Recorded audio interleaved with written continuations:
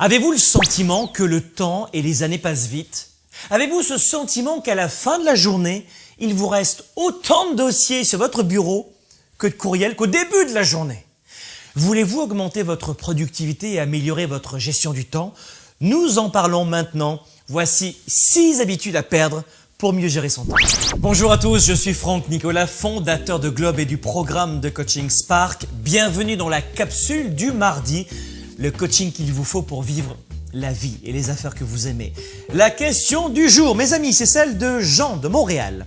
Bonjour Franck, je ne sais pas si mon problème va vous parler, mais j'ai souvent l'impression de perdre mon temps et d'arriver à la fin de mes journées avec autant de travail qu'au début. Ce stress m'oblige à travailler encore à la maison et cela crée de plus en plus souvent de tensions avec ma conjointe qui ne comprend pas que c'est maintenant ou jamais que je dois travailler le plus pour développer mes affaires. Je suis complètement perdu. Quels conseils auriez-vous pour m'aider? Cher Jean, la vie est courte et il ne faut ni la regretter ni la gâcher. Et je vous rassure, vous n'êtes pas du tout le seul à avoir ce sentiment incroyable que les piles de dossiers, je le disais en introduction, ne disparaissent jamais à la fin de notre to-do list ou de notre agenda ou de notre bureau. Si vous souhaitez, vous tous qui m'écoutez en ce moment, si vous souhaitez améliorer votre gestion du temps, surtout votre productivité, eh bien voici 6 habitudes absolument à perdre pour mieux gérer votre temps. Première habitude à perdre, cessez de vérifier votre téléphone portable lorsque vous parlez à une personne ou à plusieurs personnes ou dans une réunion. C'est une fâcheuse habitude que j'ai pu observer chez nombre de professionnels, c'est incroyable. Perdez cette mauvaise habitude de vérifier en permanence votre téléphone cellulaire. Deuxième mauvaise habitude à perdre pour augmenter votre productivité, oubliez le mode multitâche.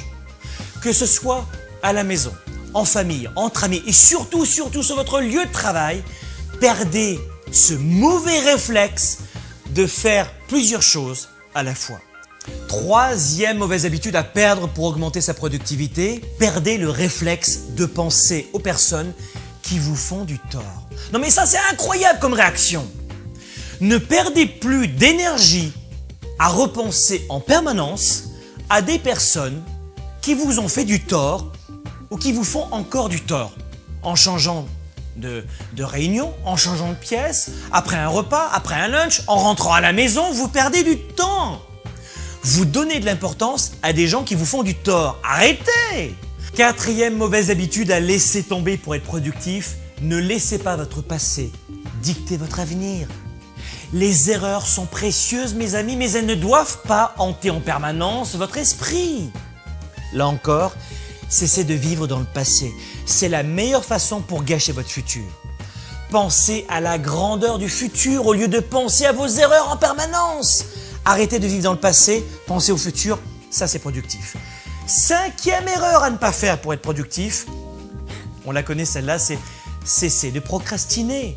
S'il est une action qui fait perdre du temps, c'est bien celle de décider de ne rien faire. Vouloir reporter au lendemain est en soi une décision. Vous le savez, vous êtes conscient de ça. Vouloir ne rien faire, c'est déjà une décision. C'est une action qui va finir par vous coûter beaucoup à la fin de votre vie. Ne reportez plus au lendemain ce que vous pouvez faire maintenant. Et enfin, sixième mauvaise habitude à surtout ne pas continuer d'utiliser tous les jours, c'est ne dites plus jamais oui quand vous pensez non. Ne dites plus jamais oui quand vous pensez non. De ne pas avoir le courage de refuser une demande à un collègue, à un client ou même à un ami, c'est une énorme source de perte de temps et de productivité pour vos objectifs. Vous avez le sentiment justement que mieux gérer votre temps et que mieux gérer votre productivité, si le thème de cette capsule vous intéresse, si pour cela c'est une importante priorité pour vous, pour votre développement d'affaires ou de carrière, eh bien retrouvez-moi dans le prochain webinaire de demain intitulé « Le temps, c'est de l'argent ». 90 minutes de formation et d'outils live. Je serai en live avec vous et toujours en direct avec vous. À la fin, je répondrai à toutes vos questions les unes après les autres. Retrouvez-moi demain pour le webinaire intitulé « Le temps, c'est de l'argent ».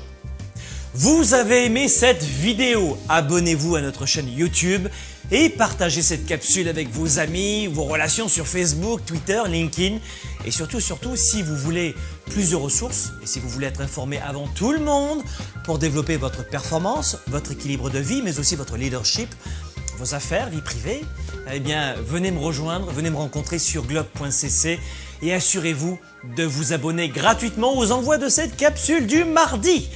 Soyez un leader actif, déraisonnable et inspirant pour un monde meilleur. À bientôt.